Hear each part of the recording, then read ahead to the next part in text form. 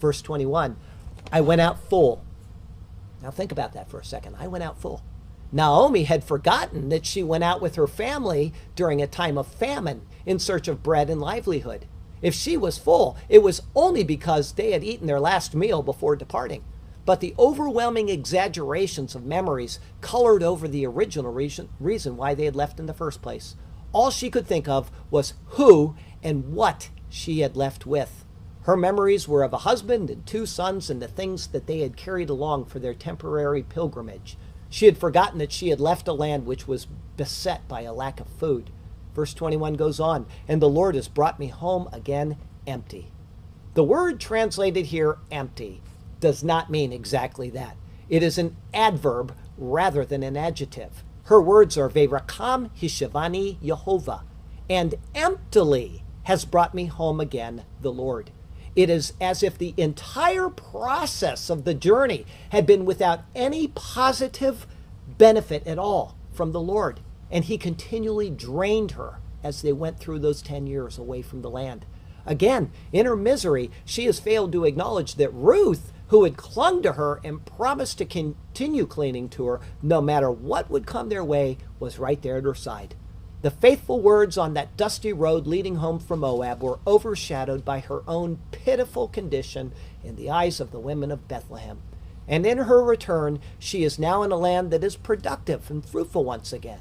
She may have come home emptily, in some respects it's true, but she has come home with, and she has come home to, great abundance in other ways.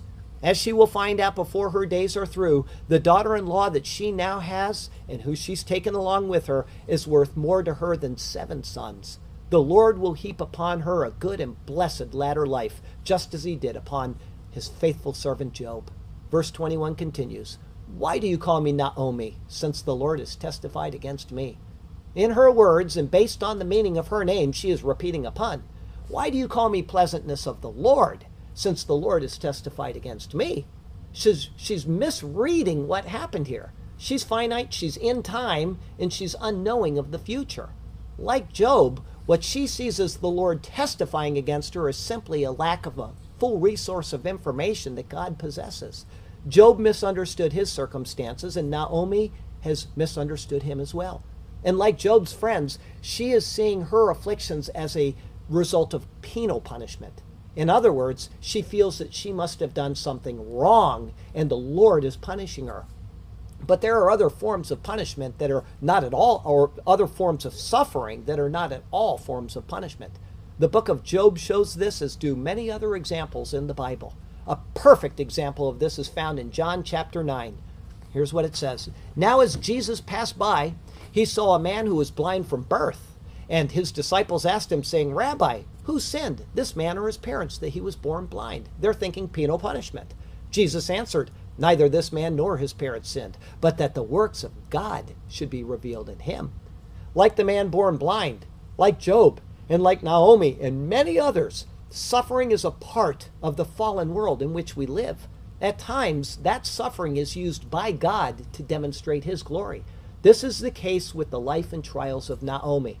And if you want a perfect example of this from our lifetime, our modern times, I can give you a name and most of your ears will pick right up. Johnny Erickson Tata.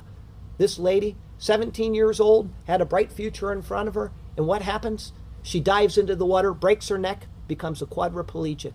And she could be like Stephen Hawking, sitting in a wheelchair and blaming God for all his problems and saying there's no God and, just denying that he even exists. But instead, she has been one of the most faithful witnesses for Jesus Christ in our lifetime. She's gone to almost every country on earth, helping people in ministries, giving wheelchairs. I remember one time she's in Vietnam handing out wheelchairs to people. She's spoken at the Billy Graham Crusades. This lady lies in bed. It takes her 1 to 2 hours to get up to start her day, and her husband has to help her through every bit of it. And the same to go back to bed at night. Maybe even 3 hours, I think, is how long it takes her just to get prepared to start her day. She lies there and she gets bed sores, and they're painful and they ooze. And yet she's praising the Lord. You listen to her voice on the radio, and you were thinking you were listening to somebody that had a house full of money, a house full of fun and toys and out every day having the high life. and yet she suffers more than any of us in this room will ever, ever, ever be able to imagine in this life unless it happens to us. And yet she continuously is faithful. She's faithful to the Lord. She's faithful to the proclamation of Jesus Christ in her life. Now, to some extent, every one of us fails to properly interpret the signs which surround us as we live out our lives before the Lord. What is needed is exactly what I'm sure Johnny Erickson Tada has in her mind every moment of the day. It's a firm belief in the promises that are found in Romans 8:28, that all things work together for good, for those who love God, to those who are the called according to his purpose.